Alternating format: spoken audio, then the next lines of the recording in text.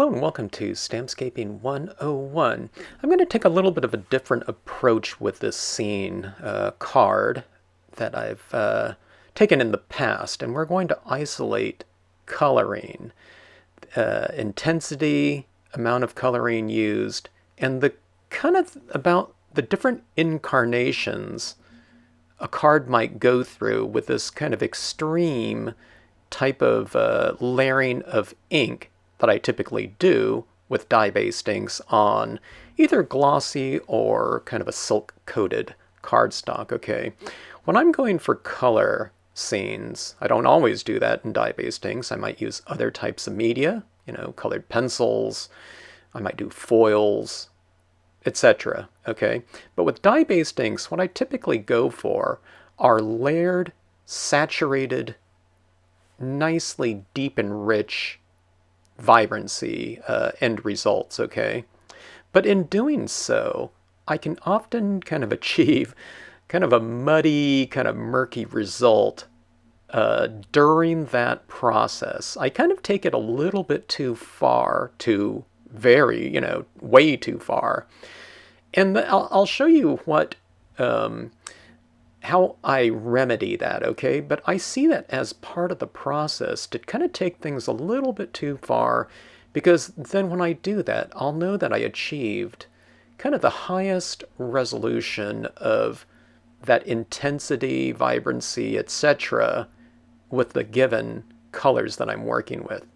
Okay, so that being said, what I'm doing is I'm working through a series of kind of brown tones to distress inks, some various tones of green. I'm mixing and matching pads depending on what I have. I have distress inks, Memento, here's Marvy right here, okay? Now what you can see here is I'm kind of retaining some areas within the grass, not too many on this one, I kind of took this one really far, with, I'm retaining a little bit of light, so that area down there to the left of that left fence is a little bit light right there. There's a little patch of lighting within that space. So as long as you leave a little bit of light, you'll get enough variation, okay, to make the grassy area look a little bit more interesting than to just color it in uniformly. Okay, now this is what I'm talking about when I'm going into kind of a murkier application of inks. I think that yellow-green in there looks okay right now, but I want to develop things like shadows a little bit more. Here I'm talking about kind of the application of inks with this paper towel here, but I'm just mentioning that you can utilize any type of applicator with your wet media. And I tend to like absorbent materials. This isn't a live stream, so I was answering questions, like specific questions that people were asking during the process. Okay, now a paper towel, a wadded up paper towel, isn't great for kind of detailed areas. So here I am adding alcohol inks in the shadow areas underneath, like the chapel, underneath some trees. But I start off with a dark color and then I blend it out with a lighter version of alcohol ink. So I use my lighter colors of like green as a blending tool to blend out the darker shadows that I applied. Okay, so now I'm going in here with black now, okay, so I'm developing my shadows even more. I don't think that this coloring job I'm doing is good, okay, if it were just going to be dye-based inks and alcohol inks, okay? But I'm not worried about that at this point in time because I know what I'm going to do towards the end, okay? So I don't worry about getting murky, muddy types of looks in here. Now see all that green in there? To me it's too hot of a green, that lime green on there, darker green. So I like adding brown into the mix. You can use like a distress inks. Distress inks have a lot of great kind of brown tones. This one is just the Marvy brown. It's called number 6 brown, okay? Something like a walnut stain distress, you know what I mean? Anything like that. But I tend to think that brown in green looks really nice and natural, especially if it's out in kind of the countryside as opposed to like someone's, front yard green or something like that. You know, I don't know if I would add so much brown to it. But see, this brown on green tends to just kind of give it a little bit of an earthier look. Plus, having that brown in both the gravel dirt road area and in the grass, it tends to unify those two areas a little bit more than just, say, having the brown in the road and green on the grass and, not having the two areas overlap anywhere. So I overlap quite a bit. Okay, so I'm going back in here with the black. And if you'll notice, as I start doing this, to me, it starts to look a little bit heavy-handed, okay? It's pretty vibrant, but if you're doing most types of coloring and stamping, what you apply in your inks, in your markers, ink pads, whatever, you're doing ink blending tools or something like that. When you apply it down, what you see is what you get, but towards the end, I'm going to show you what I do over the top of that. So I see this is not kind of an end process in itself, but it's more of a foundation for the other media to come, okay? So like I said, it's not, to me, it's not a good-looking, resolved piece at all. Okay, now, in my trees, I was thinking about my main purpose of this kind of green springtime type of thing was to add, I felt like doing some pink blossoming trees. I don't know what they represent as far as the type of tree. Certainly a deciduous one. I don't know, cherry trees or whatever, I don't know. I just wanted pink because I like pink and green, that combination. All right, so adding in a couple different tones of pink here. Again, this was with the alcohol inks, okay? And I do have some deciduous trees in there, kind of interspersed with the evergreen trees. Okay, going back in and adding a little bit more shadow areas with a kind of an olive brown alcohol pad.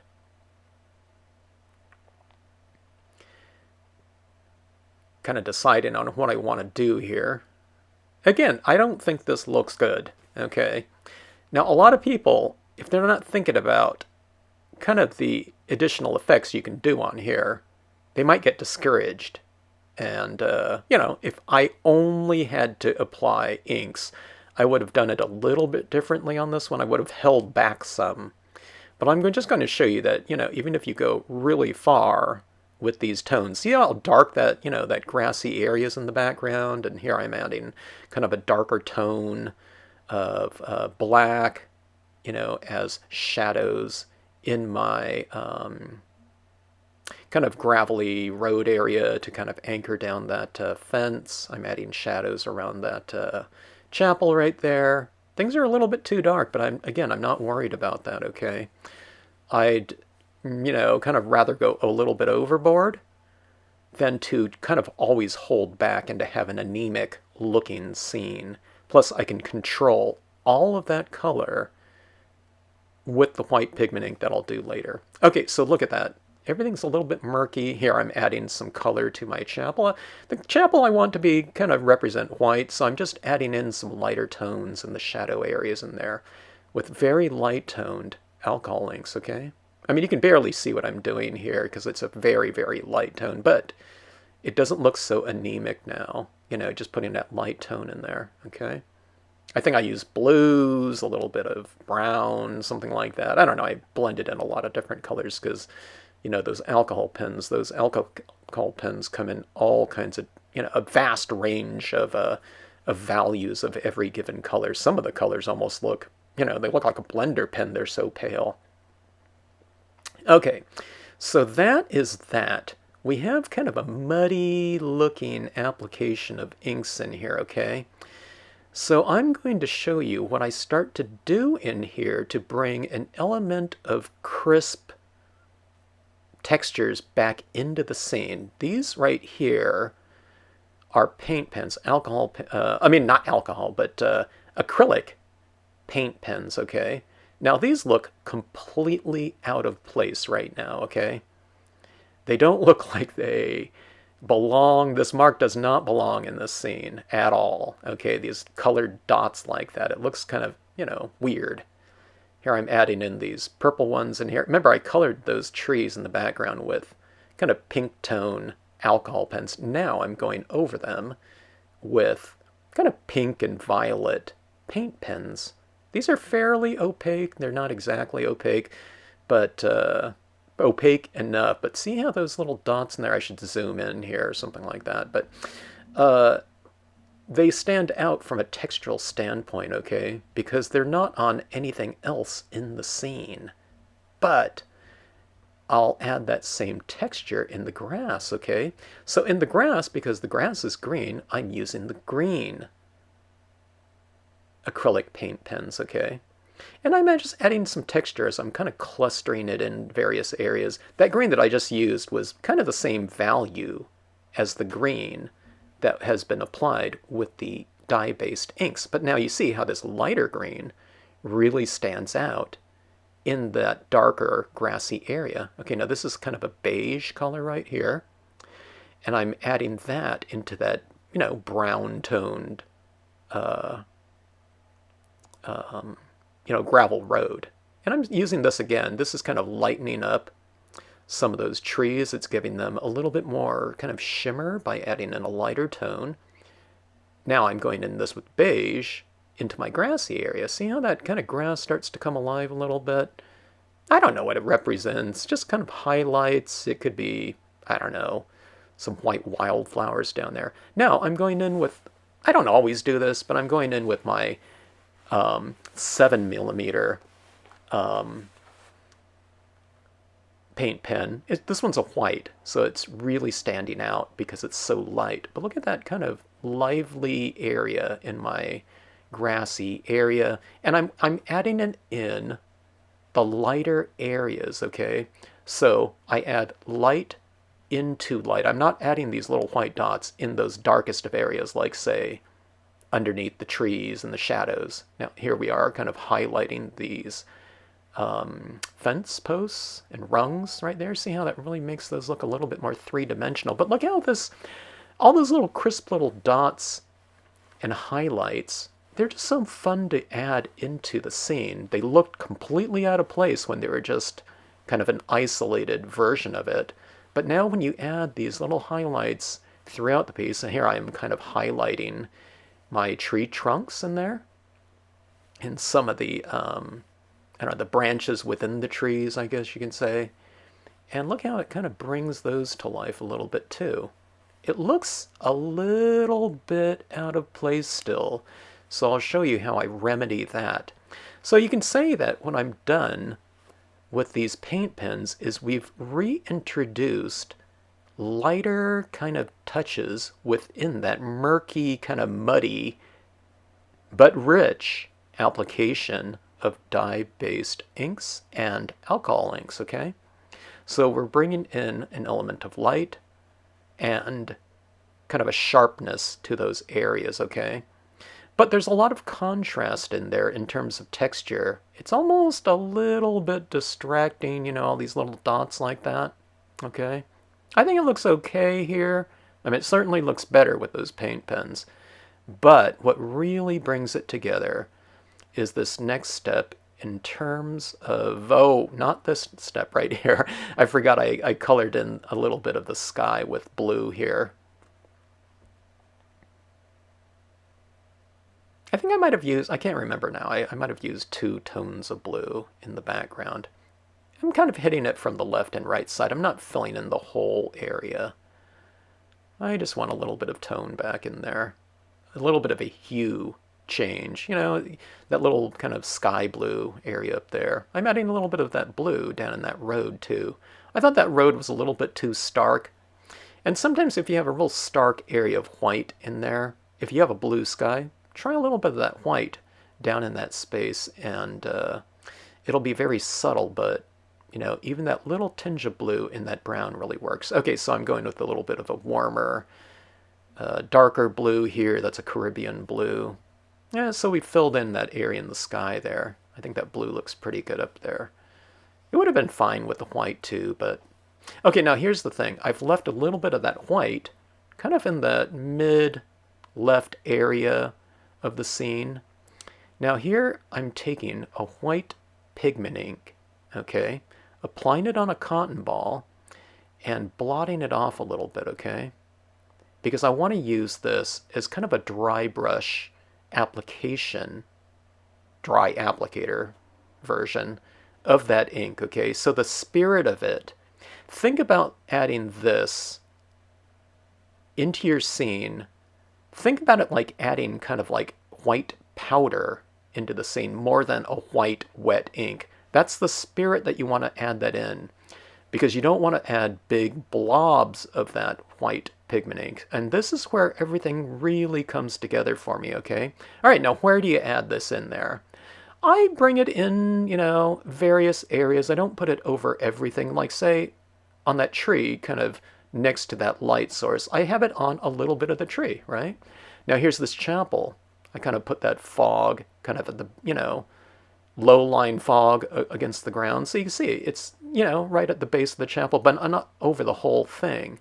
Now see this little area of light that I've retained in the grassy area?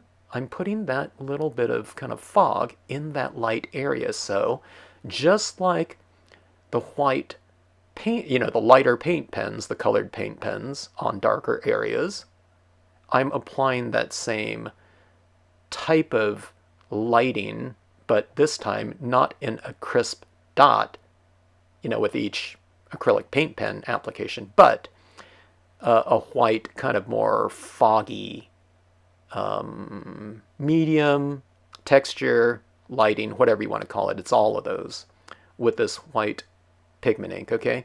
Now, the biggest thing when people first do this is they just apply way too much white ink. It's saturated, and they think, oh my God, this is hard to do, okay? But you have to really blot that off, okay? Think about it like applying, I don't know, like some kind of little white powder makeup or something like that to some, you know what I mean? As opposed to like a thick cake of, like a, I don't know, cold pack cream to like a clown's, face. Think about it like applying like a dry medium to your scene. And that's the spirit, that you're going to be applying this with, okay? So think about it like, you having to do it in repetition in order to get that ink to show. That's how dry you want it to be. And that way, whenever you tap it down, one tap is not going to result in anything visible. You have to tap it down a few times, and therefore you get exactly what you want because it's applying so slowly and methodically, okay? It's not this big kind of precarious, thick application of media. It's just going on very slowly. In some areas, maybe I tapped it down 20, 30 times. I don't know, it might have been even more. Okay, so we have these crisp little dots of light, with the acrylic paint pen. We have this kind of diffused, kind of foggy application of cotton ball applied, very dry pigment ink, okay? Now what I'm going to do on this piece is I have retained my last steps in the scene for my foreground, okay? Now this is on glossy cardstock, but I am using a VersaFine Clair here. And a lot of you know that VersaFine Clair. It's a very, kind of nicely detail-oriented black ink, okay? But that black ink is not going to dry on glossy cardstock, but we can emboss these images here on this glossy. So I'm just going to stamp out several of these. I think someone was asking me, what the difference is between VersaFine and VersaFine Clair, and I was just showing them that. Okay, so applying that down. Now remember, if I stamp these beforehand and I put white pigment ink over the front of them, those black foreground images would be light, with the white. That's why I've kind of done this as the last step. It really frames off the scene really nicely to have kind of these darker images like that in the foreground. Okay, so those are the foreground images up top. And one of the things that I like to do too is I like to add foreground images towards the bottom. Not in all scenes, but, you know, in a lot of them.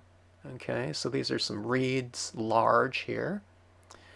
But look how nicely that kind of increases the depth of a scene. I was showing them don't smash down the tips when you stamp that out. Stamp it out nice and evenly and crisply, you know, like that, okay? Oh, I made that test piece right there into a, from, you know, trash to, you know, from, what I forget what I call it. It's from scrap to scene. You know, that little piece of scrap paper that I did. I made a scene out of that one in a later video. Okay, so here comes the pigment ink. Okay, I had that kind of sitting around for a while, but you know, the air isn't so dry. You know, where I am, that you know that dried so quickly. So, you know, that VersaFine Clair on that glossy cardstock stays, you know, moist for a while. So here I am applying it to those reeds down below. This is a detailed fine, or detailed clear embossing powder, and I like that look. I've tried black detailed embossing powder on black imagery, but it didn't look as raised to me for some reason. It looked a little bit flat. Okay, so here we go with the embossing.